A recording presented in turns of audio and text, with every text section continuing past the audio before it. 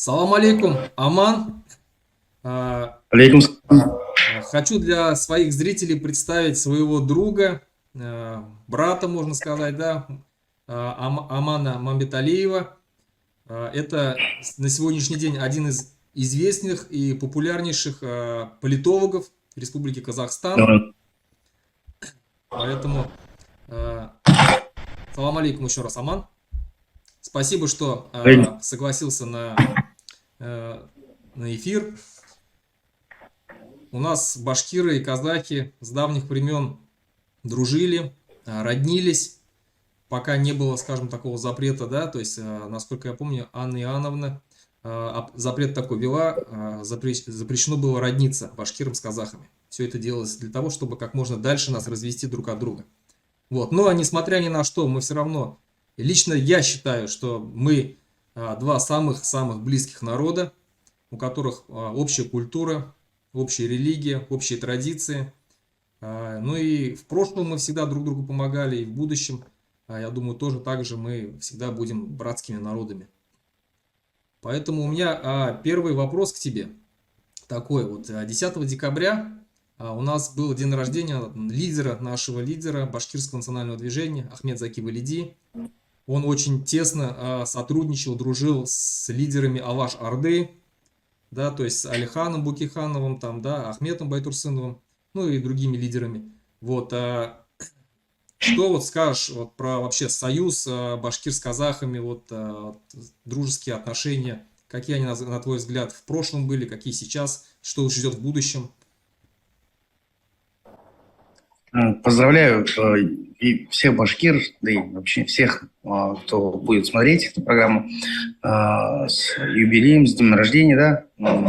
По-моему, несомненно, необыкновенного человека Ахмед Заки Валиди. Этот человек впитал в себя все лучшие ценности своего народа. По-моему, его судьба – это прямое абстракция, наверное, всей судьбы башкиров 20 века. Там были взлеты и падения, и возможности, и печали, и предательства. То есть сам Ахмед Заки Валиди сейчас по факту и есть история всех башкир 20 века. И неудивительно, что он с его кругозором, с его знаниями встретился, или он просто не мог не встретиться, да, с лидерами движения Алаш-Орды, потому что они по факту очень схожи были. Если мы вспомним начало 20 века, то башкиры, башкирские меценаты очень сильно помогали тюркским, не только башкирам на тот момент, но и народам Сибири, хакасам, казахским приграничным ребятам учиться в Москве. То есть оплачивали проживание, потому что все-таки в степи не было же вот этой системы образовательной Российской империи. И большинство казахских детей, которые получали так или иначе образование в Российской империи, оно так или иначе связано с башкирами, башкирскими меценатами. Прав с тобой согласен насчет того, что Анна Иоанновна запрещала не только родиться, но и кочевать за пределами там и Жаика, Урала, там, Волги и так далее. Это делалось принципиально для разграничительной линии. Это длилось еще с 18 века. Даже несмотря на все эти ограничения, коммуникация между народами проходила очень положительно. Были моменты и негативного восприятия, но в любом случае это от кругозора знаний. Здесь очень важно самообразование и знания людей наших, как и казахов, так и башкир, которые должны понимать, что за протяжении огромного периода времени и казахи, и башкирии существовали рядом, и несмотря на все попытки других определенных третьих сил, мы выстояли, не просто выстояли, передали поколениям дальше и идем дальше с уверенной, я бы сказал, уверенностью в будущее.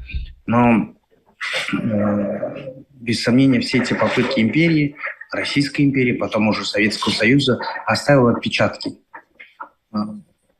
Когда я общаюсь с башкирами, либо же когда я ребят башкир слышу, их уровень коммуникации от казахов, то, или то, что я вижу в социальных сетях, все оно как бы заканчивается лишь небольшим ареалом исторических каких-то там фактов, либо же знаний. То есть знания друг о друге очень мало на самом деле.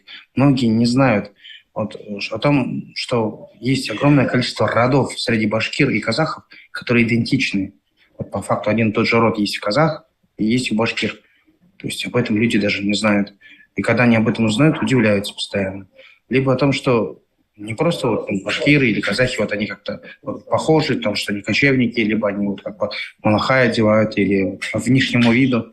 А когда вот узнают быт, культуру, вот когда вот живу общаются, вот даже когда мы первый раз, я вспоминаю в первый раз, еще когда проживаю в Российской Федерации, увиделся с башкиром, то есть это полное восприятие менталитета, ценностей. Здесь, оно очень близкое. И поэтому все упирается в знания. Я бы хотел, чтобы наши ребята в будущем больше коммуницировали, больше общались. Для этого нужно выстраивать мосты коммуникации. Бизнес, работа, образование. Я очень радуюсь, когда вижу ребят из Уфы, которые учатся здесь, в Астане, либо в Алматы. Хотел бы, чтобы их было гораздо больше. Я знаю, что в Туркестане есть университет, который выделяет гранты для тюркских студентов из любых стран. То есть пытайтесь, я бы очень хотел, чтобы это происходило, потому что я сам, как человек, получивший образование в Российской Федерации, знаю, что все равно там образование немного иное, все равно пропаганда влияет, не вся история преподносится, как она есть. То есть история родного для башкир края, допустим, уходит на второй, порой даже на третий план. Рассказываются те же люди, которые по факту создавали историю для России, может быть, положительную, но никак не для башкир и для казахов. Тот же Ермак, тот же Перовский. иные. Да. Я вот не хотел уходить более кровавым таким походом, так их называемых открывателей. Но зато очень много ясно прописывается про вхождение в состав Российской империи, про каких-то там общих. Мы должны ярко понимать, что это пропаганда, которая устраивает целью сдерживания и объяснения башкирам их лучшей роли в России, чем вне ее. То есть они не видят этого. И здесь на данный момент, может, ничего и плохого нету, но ничего хорошего точно уже. Мы должны понимать, что каждый народ имеет право на самоопределение, тем более в той же Конституции Российской Федерации, я напомню, что это федерация, у башкир должны быть свои права, автономии, которые, к сожалению, с каждым годом все ущемляются. Но для меня было болью узнать, что курс языка, часы преподавания башкирского языка вообще, и так, я бы сказал, страдающего в самой Башкортостане, оно просто убирается на нет. Ситуация в Башкортостане, она похожа на ситуацию в Казахстане 80-х, конца 80-х годов, когда огромный уровень казахов не владел своим языком, большинство казахов не говорило на казахском, большинство родителей отдавало своих детей на русский язык обучения, желая своим детям лучшего образования. Я хотел с тобой отдельно вопрос поднять по поводу языка. Да, Я хотел бы от себя, скажем, сказать, что по приглашению Амана и его друзей мы в 2017 году приезжали в Казахстан, путешествовали по всему Казахстану, были в Астане, в Алмате, Кызылорде, Шымкенте. И меня что впечатлило, это то, что Актюба, что если взять Актюба, да, город, это... Актюбе. Да, это город, областной центр. То есть, если перевести на российские реалии, то это Уфа, допустим, Казань, Нижний Новгород, то же самое. Но Уфа ни в какое сравнение не идет с Актюбе. Актюбе намного красивее, выстроен очень красиво, красивые здания, дворцы, там хорошие дороги, освещение, все очень красиво. Не говоря уже про Алматы, не говоря уже про Астану. Вот. Это я к чему говорю? То, что я своими собственными глазами увидел и убедился, что независимость это благо. Это благо для народа, когда сам народ, сам хозяин на своей земле распоряжается полностью своими богатствами, своими средствами. Не надо уделять там, отправлять в центр там бешеные там доходы свои, как мы отправляем 80%, да, а потом мы с протянутой рукой просим у Москвы обратно. Вот, то есть независимость это благо, реальное благо, и вот тот же самый Ахмед Заки Валиди, он хотел, почему он ушел потом, когда поссорился с Лениным, ушел в Туркестан и возглавил басмаческое движение. Вот, он именно хотел отделить вот этот вот всю Среднюю Азию, этот Восток от имперской России. Он, конечно, они тогда пытался создать единый Туркестан на федеративных началах, да, вот. Но, к сожалению, там, скажем так, война была проиграна, но идеи и цели все равно остались. Вот. Война тогда была, война сейчас идет сейчас война. Россия воюет с Украиной. Вот. И как ты считаешь, вот вообще, я знаю, что ты, Аман, был на Майдане в 2014 году, был свидетелем, 14. да, в 2014 году, 2014, с Едиге, тоже с моим другом, вы были свидетелями вот этого вот этой победы украинского народа. Как ты вот опишешь вообще свои ощущения по поводу того, что сейчас происходит с Украиной, вообще об украинском народе, об этой войне, которая сейчас идет, то, что Россия напала на Украину? Что скажешь? Ну, если вспомнить 2014 год, когда мы вообще только-только начались события евроинтеграции, Майдан, Янукович, уже тогда было ясно, что это такое поворачивающее событие, значимое, которое по факту, отголоски которого будут еще очень сильными даваться как по расстоянию, так и по времени. Поэтому на тот момент мы решили, что историческое событие нельзя пропускать, и купили билеты, взяли отпуск на работу и полетели. Своими глазами увидев, что это народное единение, что, без сомнения, это волеизъявление большинства населения на тот момент. Там действительно, если языком пропагандистов говорить, ломались скрепы ватников, да, ну, так называемых. Просто там был сооружен, ну, как бы сцена, в котором постоянно проговаривались факты независимости, истории Украины, борьбы украинского народа. Ежечасно пелся гимн Украины. То есть до этого украинцы практически не знали слов гимна. Ну, на тут большинство, я имею в виду.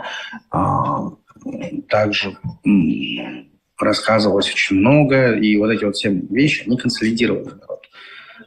Главным, конечно, волеизъявлением народа было поворот в сторону европейских ценностей, в плане развития экономики по западному образцу, что без сомнений не нравилось России.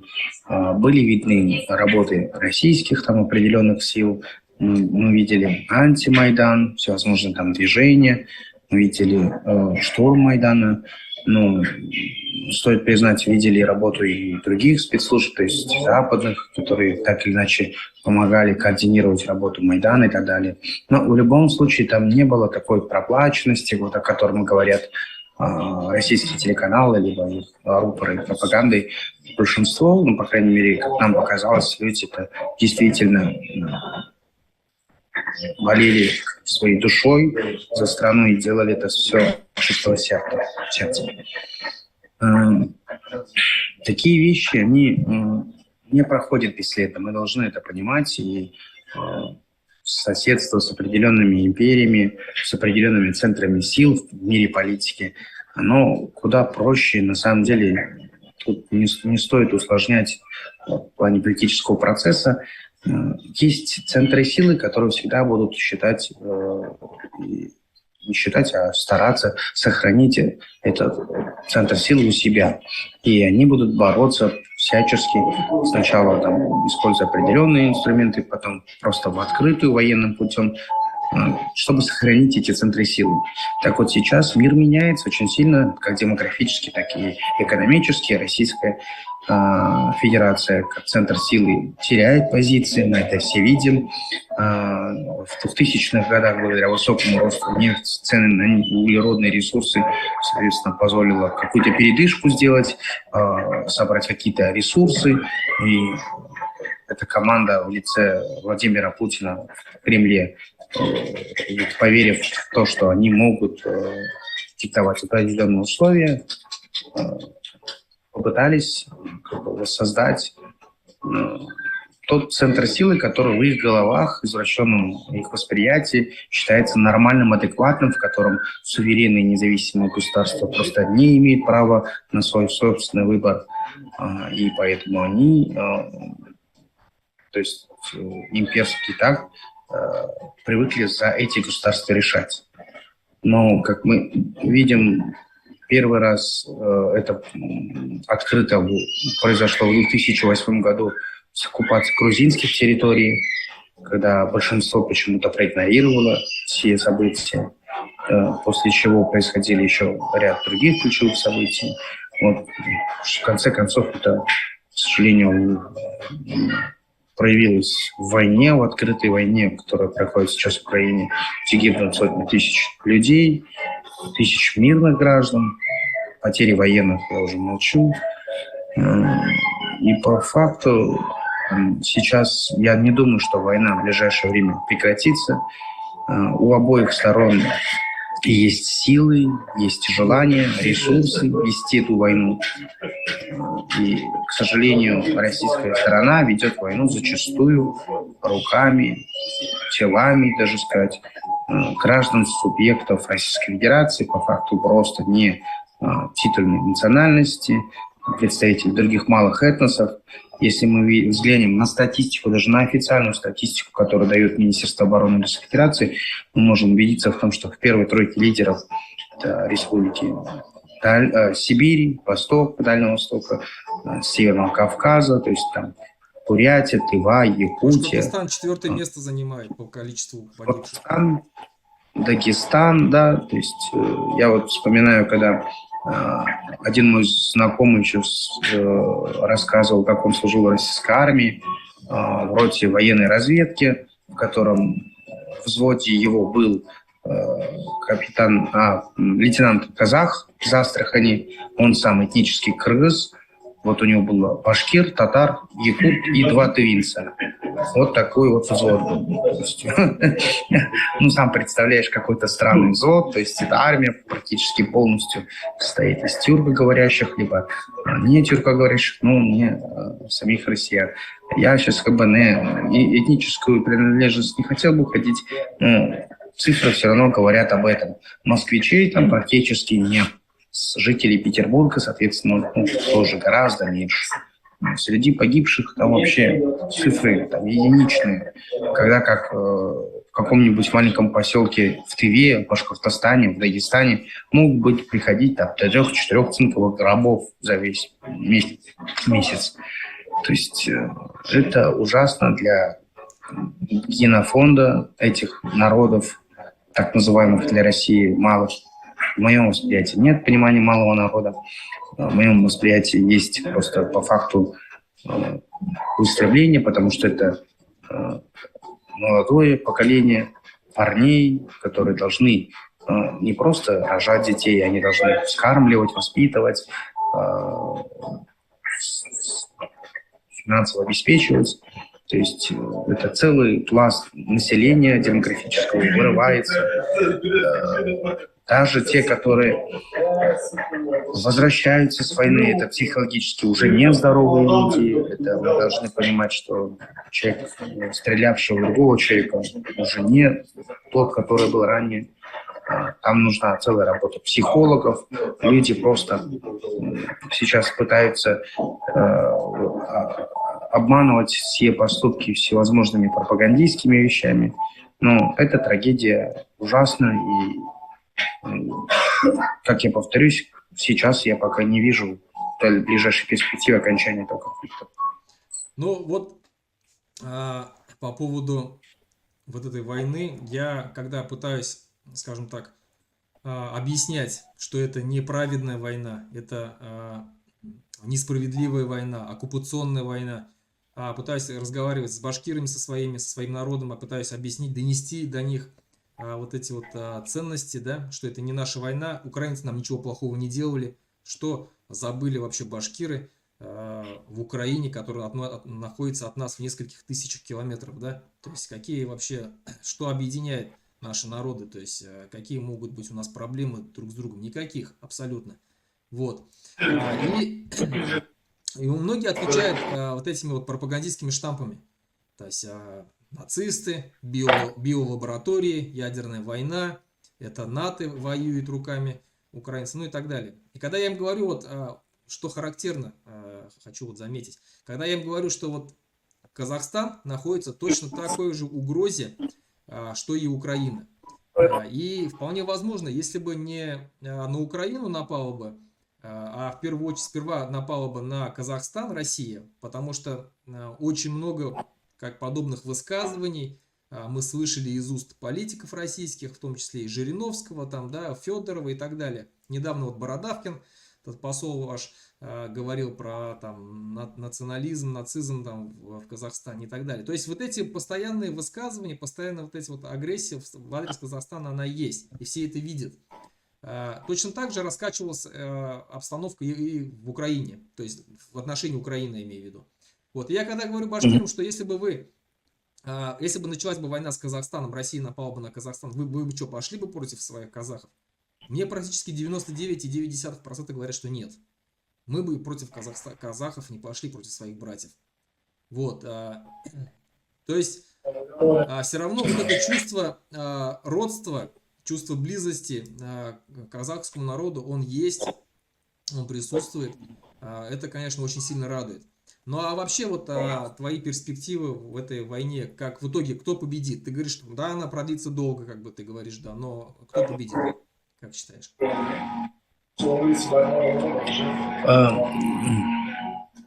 Как таковой в войне победителей не будет, потому что Украина отстоит от своей территории. Возможно, вопрос времени она вернет свои территории. Но демографически она в яме будет огромной. Экономически также. То есть там потери огромные. Инфраструктура уничтожена. Городов практически нет.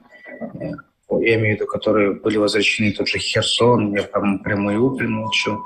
Это поколение разрывов тех же жителей в оккупационных регионах, в том же Донецке, Луганске, которые после возвращения, какими они будут, то есть там очень долгие. Ну, Россия, как такова, она, как страна-агрессор, понесет большие потери, понесут вместе с ней и субъекты Российской Федерации, к Тебе не сожалению. кажется, что Украину все равно отстроят Западом, всем Западом дружно отстроят? Без сомнения, вопрос даже не в этом не стоит, что экономически как-то это будет помощь, она сейчас уже идет, Запад продолжает помогать инвестировать как в оборону, так и в промышленность, энергетически. Но я больше говорил про человеческий потенциал, про человеческий ресурс как таковой, потому что сейчас, в 21 веке, человечество, люди, народ – это больше не духовная составляющая ценности, а больше как ресурс. Такой человеческий ресурс понес огромные потери. Это около 6-7 миллионов иммигрантов, вынужденных беженцев. Не факт, что они все вернутся. Мы должны это тоже понимать. То есть это большой отскок назад. И разрыв между славянскими этносами, теми же украинцами и россиянами на столетия разрушены, я имею в виду взаимоотношения. То есть здесь человеческие будут потери большие. Но я еще раз повторюсь, в краткосрочной перспективе я не вижу окончания войны, потому что сейчас нет желания останавливать ее. Наоборот, есть желание продолжать ее, и ресурсы, самое главное, и мнение, настроение жить. Да? Ну, да, причем это выгодно всем, кроме воюющих стран.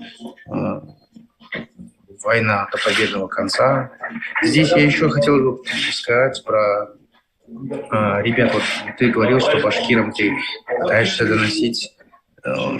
И я понимаю, что это без сомнения сложно, но это нужно делать. Ты делаешь очень правильную работу. Все те, кто вместе с тобой эту работу делает, вам терпение, сил, потому что нужен большой, огромный период времени. Вот, ну, ты тоже должен понимать, что это огромное количество людей, которые так говорят, это жертвы пропаганды.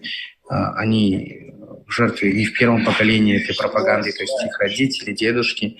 Они не могут, здесь ловушка ментальности нашей, уважения к старшим и прислушивания к старшим, а тут нам старшие говорят одно, что по факту тоже является пропагандой.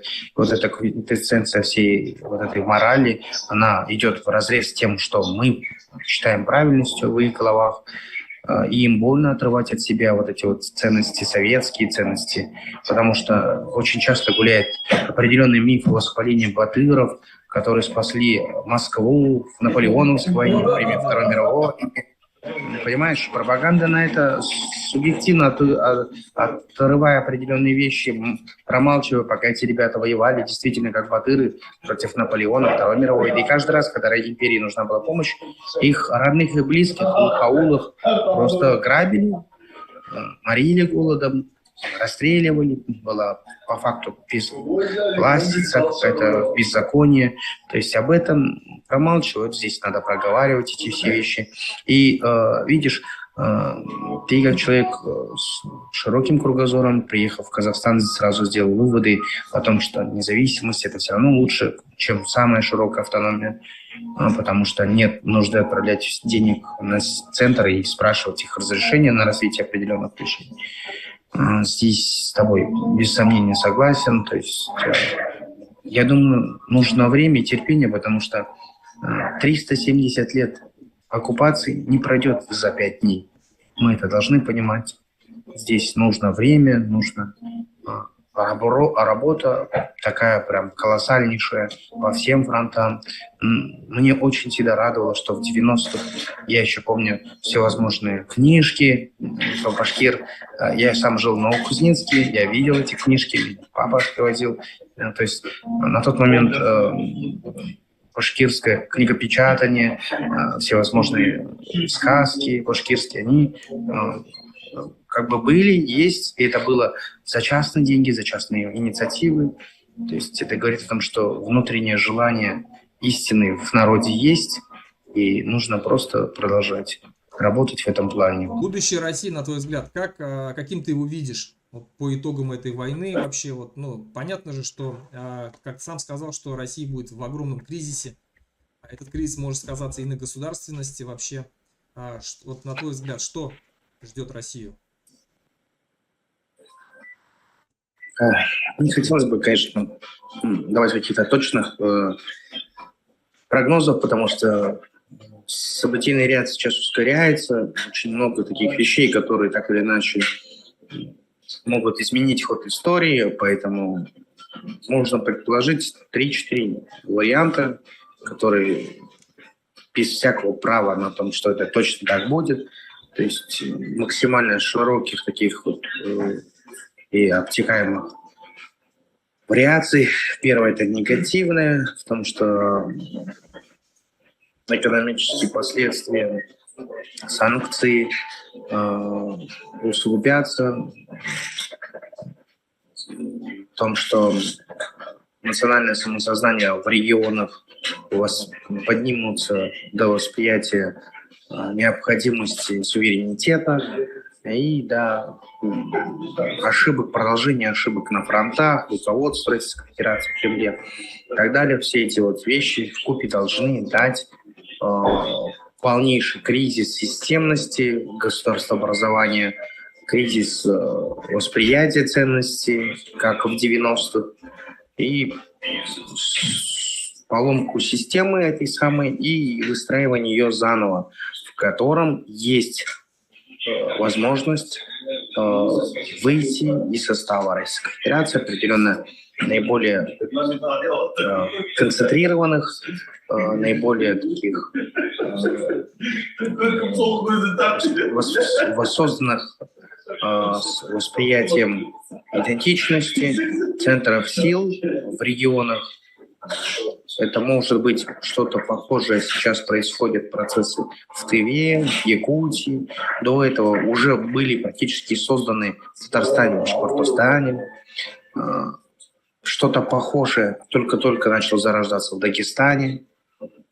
Проблема и кризис в Ингушетии. То есть вот такие вот вещи, они могут дать толчок.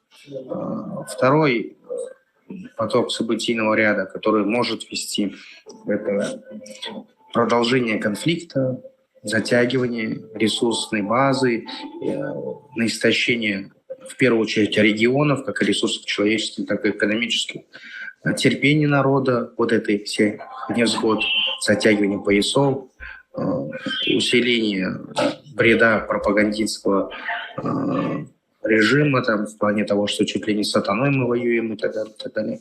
То есть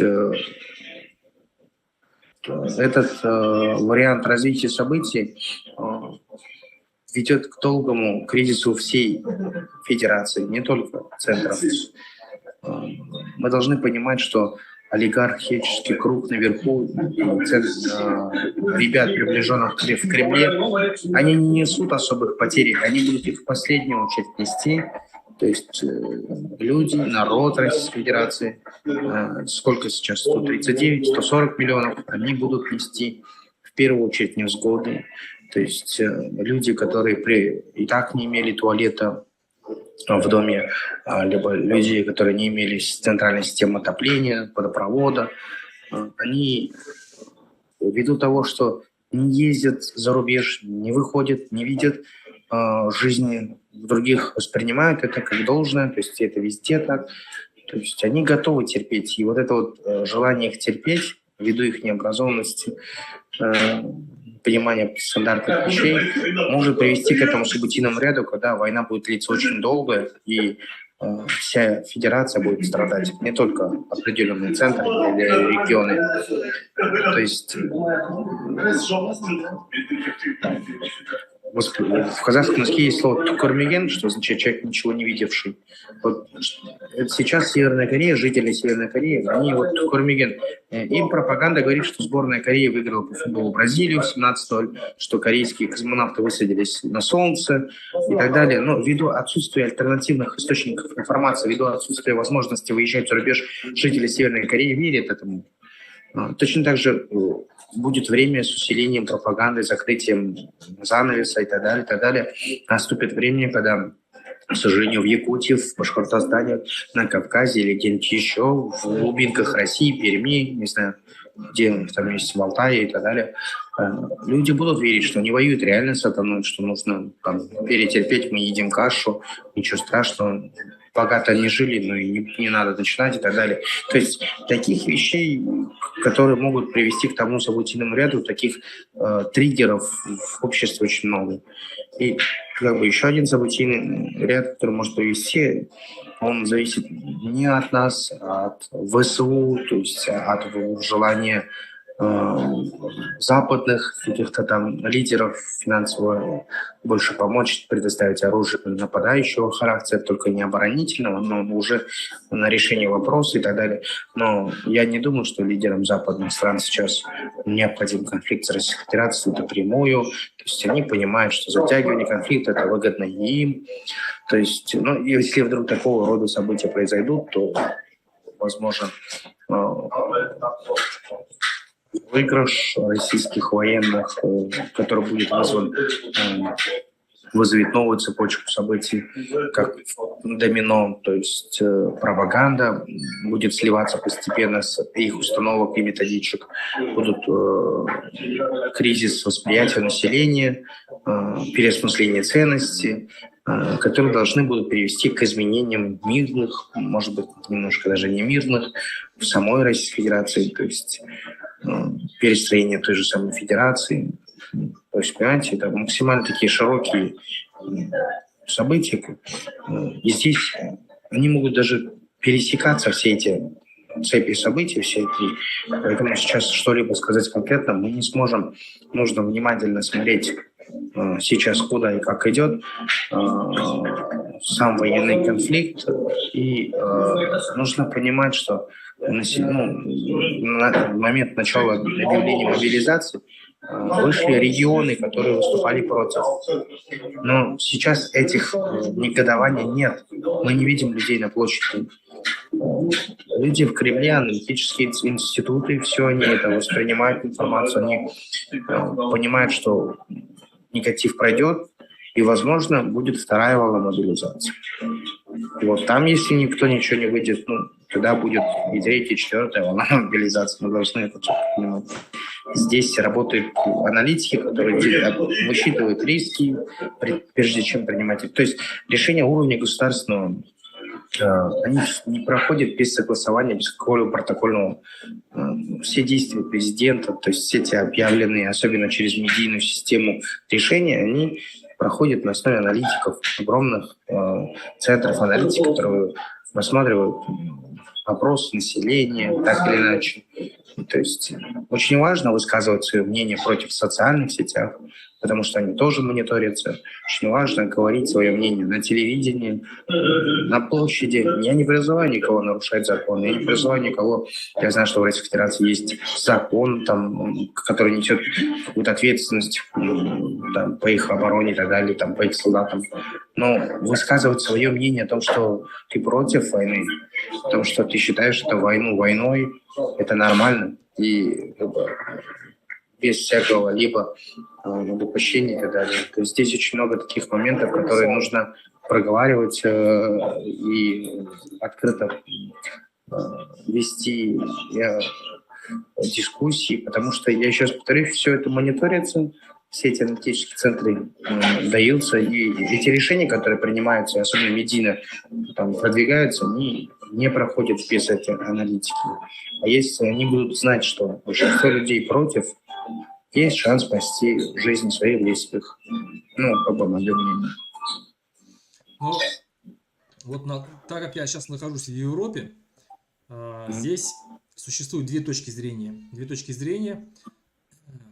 Когда одна точка зрения придерживается, скажем так, Центральная Европа и Западная Европа, это Германия, Франция, эти Нидерланды, Италия, Испания, они за сохранение России.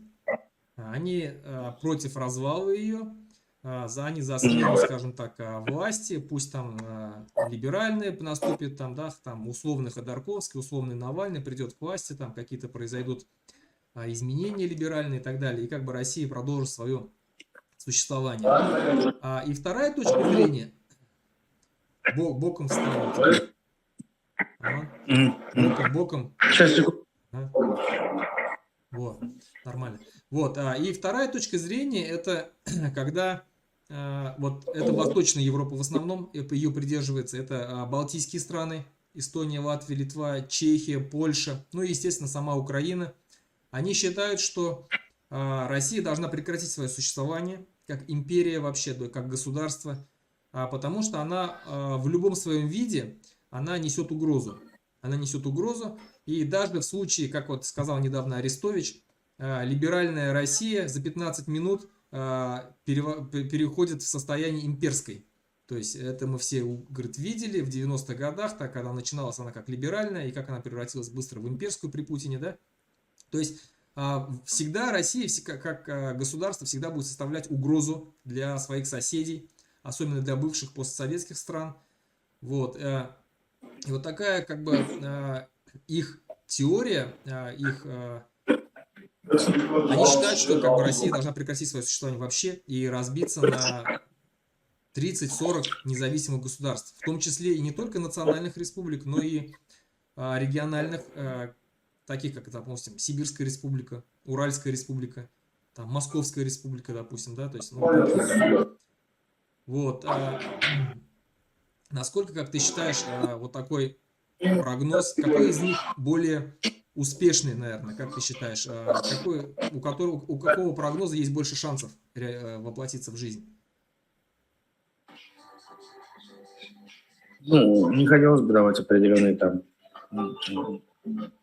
мнения по поводу возможности распада Российской Федерации, потому что я согласен с жителями Восточной Европы о том, что Россия либеральная, несет в себе все равно какой-то оттенок империализма. Я вот видел в интернете фотографии журналистов либеральных, вполне либеральных, с георгиевскими лентами, с определенными заголовками, либо же мнениями имперского характера, там, и так далее, так далее. То есть это сидит у них в головах. И этот процесс тоже долгий. Не было своего Потсдама, Нюрнберга не было своего, не было мирового осуждения коммунизма, не было осуждения преступлений коммунизма.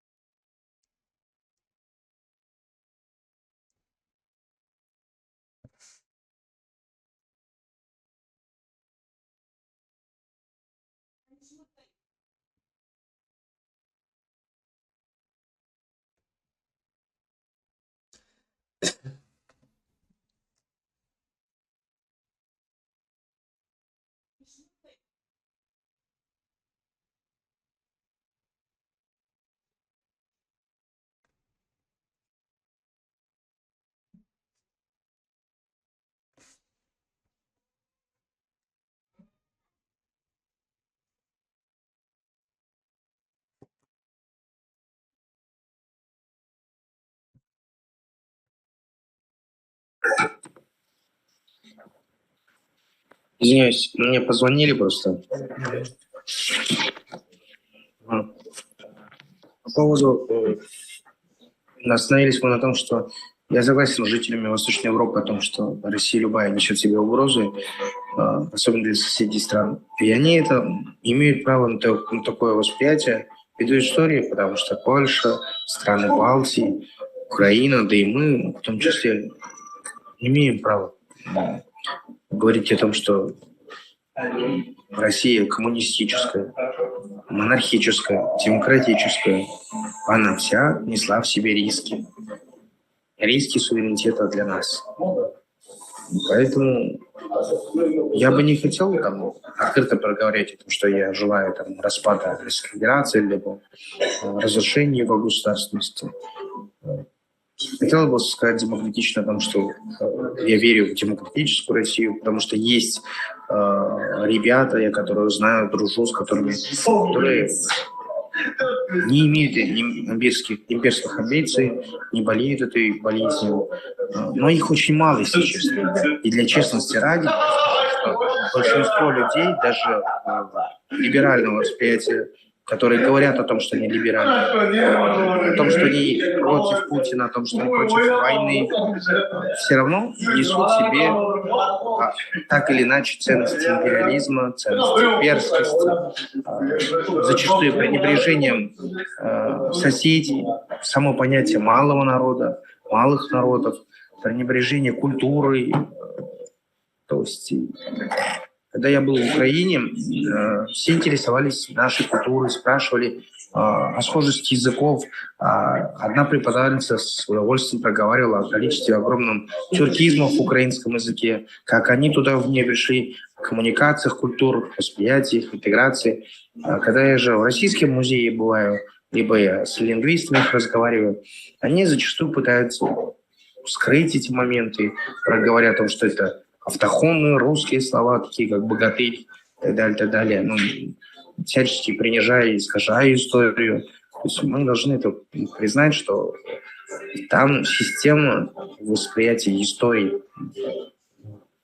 культуры построена зачастую на шовинизме. Это видно и в культуре фильмов, книг, романов, поэтов, писателей, целого пласта золотого и серебряного века, русской литературы, в котором огромное количество пренебрежения малых народов, как они, еще раз повторю, называют соседи, огромное количество пренебрежительных, оскорбительного характера жителей Кавказа, Урала, Поволжья, Дальнего, Ближнего Востока, Средней, Центральной Азии, Украины и так далее, и так далее. То есть может быть, да, время было такое, потому что написавший Маугли тоже был расистом, да, то есть, я имею в виду английских авторов. Есть огромное количество американских писателей, которые также имели там зачастую оскорбителя российского толка, да. Но сейчас с изменением мира они эти вопросы подняли, обсудили открыто, пересознали и убрали их. Сейчас же в современной России нет осознания этого, что это нехорошо.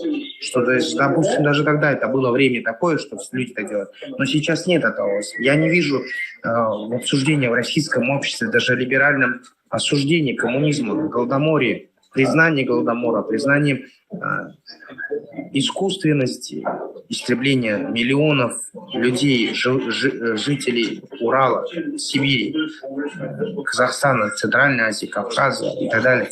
Нет этого. Я не вижу пренебрежения, переосмысления, пренебрежением культур, других ценностей. То есть я в краеведческом музее Сибири и Уралов зачастую нет описания или какой-либо экспонатной части этих народов по факту владельцев этой земли. Там зачастую рассказывается история колонизаторов. Нет истории краеведческой венского народа, чукотского и так далее. То есть вот этого переосмысления не видно пока. Поэтому империализм существует в России. Если говорить про Башкортостан, то сама роль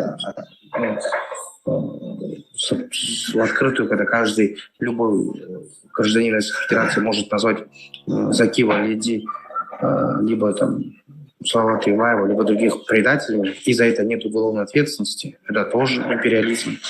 Кого они предали, что они предали.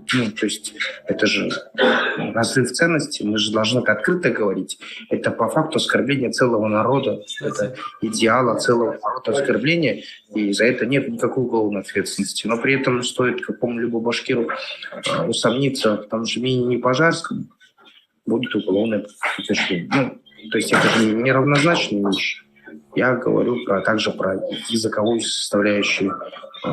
Русский язык, у них в самой Конституции прописано о равности всех языков региона, да, но башкирского языка нет уже в обучении, кстати, нет его в магазинах. Вот по поводу языка у нас осталось 10 минут, как раз я хотел закончить вот такой вот темой, что представим, что Республика Башкортостан получила независимость. На сегодняшний момент мы, башкиры, составляем 1/3 населения. Это, если брать пример с Казахстана, то казахи в 80-х годах составляли также там чуть больше 30%, да, то есть 30, 36, 39%. 39%. Да. Учитывая количество русских, немцев и украинцев, если не ошибаюсь, там было больше 50%, то есть русскоязычных таких вот не казахов. Да, намного больше. Вот. Да. И получается, независимость Казахстана все-таки дала толчок к развитию казахского народа, когда он смог, скажем, увеличить свою численность. Сейчас он доминирует в Республике Казахстан. Их намного, казахов, то есть намного больше 50% сейчас, если даже не ошибаюсь, больше 70% сейчас уже стало. Вот, да. Казахский язык сейчас полностью везде доминирует также. Ну и вообще Казахстан как бы смог, он на сегодняшний момент в Средней Азии, но один из лидирующих стран, да, в экономике, в развитии и так далее. Вот какие перспективы у башкирского народа, у Башкортостана? Сможем ли мы, обретя независимость, вот, избавиться вот от этих вот, скажем так, имперских, шовинистических настроений в республике, которые есть? со стороны того же русского народа, хотя я верю, что как бы есть русские, которые хотят и независимости Башкортостана. Вот. Сможем ли мы поднять свой язык, насколько получится у нас это? Ну, здесь есть огромное количество примеров развития постсоветских государств, которые уходили из орбит России и выстраивали свою языковую систему. Можно выбрать любую, конечно. Наша более-менее такая мягкая, так называемая, да, где не вводилась правовая база наказывания за незнание казахского языка. То есть это процесс длительный, долгий, не как в Прибалтике, в странах Балтии, где правовая база была изначально поставлена таким образом, что приоритет ставилось в восстановлении языка, то есть агрессивность, да. Поэтому примеров очень много для развития. Демография, я повторюсь, решит многое.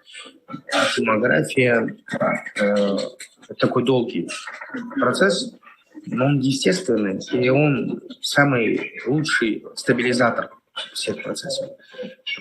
Поэтому я уверен, если вдруг Башкортостан обретет сейчас независимость и начнется процесс возврата всех башкиров со всего мира в свою родину, так называемую, как Кандас, Уралман, как у нас есть программы, то они привезут с собой идеалы, ценности, знания, укрепляя тот же самый человеческий капитал. Соответственно, если мы проговорим про те жителей сейчас нынешнего, которые убеждены, что это губерния, что это неотъемлемая часть, никогда не была независимой, то это тоже долгий процесс. Я сейчас повторю, пропаганда, сделавшая 370 лет своей работы, не уйдет в один год, даже за 10 лет, даже за 30 лет, даже за 40 лет. То есть это целое... Мы должны быть реалистами, что эти люди вот этого поколения, пока они не умрут, пока они не уйдут, не поменяют, вряд ли это процент вероятности минимальный. Это состоявшиеся люди, у них уже ценности есть, они не будут их менять. Их дети, которые воспримут часть ценностей от этих же родителей, также будут нести определенные риски восприятия, ошибочного восприятия ценностей. Поэтому здесь очень долгий процесс. Я чувствую, здесь нужно терпение и труд, огромный труд в плане работы, восприятия ценностей, истории, культуры и так далее. Но шансы есть. Шансы есть, и необходимо работать в этом направлении постоянно. Просто вот Башкирский национально-политический центр, который я возглавляю здесь, в Литве, мы вот именно работаем над проектом построения башкирской политической нации, куда будут входить, так как у нас в Республике Башкортостан 3 крупных народа, да, русские, башкиры, татары, вот, и другие еще народы есть, там, чуваши, там, 100 тысяч, там, арийцы, да, и так далее. Вот, и не получится построить сразу же там моноэтническую башкирскую, да, то есть как бы республику. А даже не стоит, я перебиваю, нет необходимости строить моноэтническую республику. Я повторюсь, мы кочевой народ с кочевой ценностью восприятия культуры. Мы всегда, что башкиры, что казахи, что все остальные, обогащались за счет соседей, за счет восприятия культуры. Наша задача сделать так, я вот повторюсь, главная задача патриотов Башкирии, Башкортостана должна быть так, что любой гражданин будет мечтать жить в Башкортостане. И тогда он сам станет башкортом. То есть люди, обладающие определенным знанием, силой, я сейчас повторю, я знаю генетически, я знаю рода, генеалогию Башкирии, историю Башкортостана. И я себя считаю неотъемлемой частью, потому что мы соприкасались, мы этнически близкие, мы генетически близкие, мы культурно близкие, поэтому я очень считаю, что это свой народ, своим практически. И здесь точно так же любой житель Башкортостана нынешний, какой бы он ни был этнической составляющей, если он себя считает такой же частью неотъемлемой Башкортостана, и он бы хотел видеть его развивающийся сильный, то он рано или поздно станет башкортом. Башкортом мысленно, головой, душой и телом. Поэтому это нормальный процесс. Тем более, еще в кочевой тюркское восприятие. Это было всегда. Здесь нет такого, чтобы выстроение чисто этническим принципам, либо религиозным признакам. У нас это толерантно всегда воспринималось, причем абсолютно без разницы. Поэтому, может быть, и тюрки такие разные, то есть я имею в виду, есть от светло и желтых, совсем практически блондинов, заканчивая максимально темными пигментами в краске волос и цвета кожи, от разреза глаз, заканчивая ростом. То есть мы разные, и это все равно делает нас одинаковыми, поэтому здесь вопрос такого. Ну, заканчивая тогда, я хочу сказать, что мы, как вот башкиры, надеемся, да, что, ну, мы, конечно, ждем, мы независимости ждем, это наша мечта, мы белой завистью завидуем вам, казахам, то, что у вас есть своя независимая республика, всегда нам есть, скажем, к чему стремиться, глядя на вас, есть на что равняться. И в будущем, надеюсь, что когда мы сможем обрести независимость, построить свою государственность, первое, я думаю, с кем мы будем налаживать экономические, дружеские, политические отношения, это Республика Казахстан, естественно, наш братский народ. И ожидаем, конечно, и помощи в первое время. Ну и вообще Казахстан присоединился к союзу тюркских государств, который, да, вот под эгидой Анкары, то есть создан. И мы надеемся, что и мы тоже туда войдем, уже как будущее, как независимое государство. Ну и будем выстраивать совместные отношения, такие вот дружеские, продолжать выстраивать наши отношения, как бы нас не перегораживали там Оренбургской областью и так далее. Я думаю, что все равно вместе близки. Спасибо. Спасибо большое. Спасибо большое. До свидания.